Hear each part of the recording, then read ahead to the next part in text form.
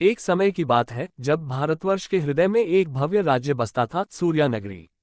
ये राज्य अपने वैभव, संस्कृति और बहादुर राजा वीरेंद्र सिंह के लिए प्रसिद्ध था।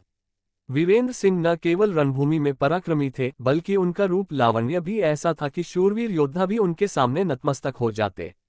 परंतु उस चमकते सिंहासन के पीछे एक खालीपन छिपा था, एक अधूरापन जिससे न राज्य की अपार संपत्ति भर सकी, न ही महल की सैकड़ों सुंदरियां।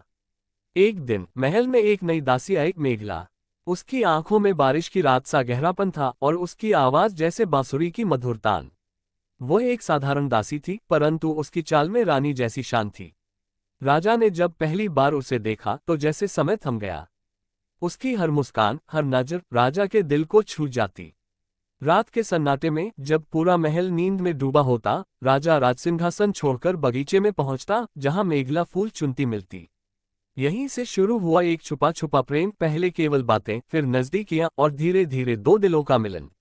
एक रात राजा ने मेघला से कहा, तुम केवल एक दासी नहीं, मेरे स्वप्नों की रानी हो। मेघला मुस्काए और बोली, और आप मेरे सपनों के राजा।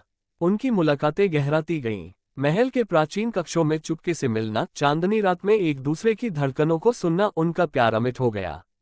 लेकिन प्रेम की राहें कभी आसान नहीं होती। राज्य के नियम आड़े आए। दासी और राजा का संबंध राज्य की गरिमा के विरुद्ध माना गया।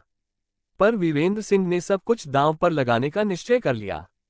एक दिन दरबार के बीचों बीच राजा ने मेघला का हाथ थामा और गर्जना की, आज से यह मेरी रानी है। जो इसके विरुद्ध होगा वो मेरे विरुद्ध होगा।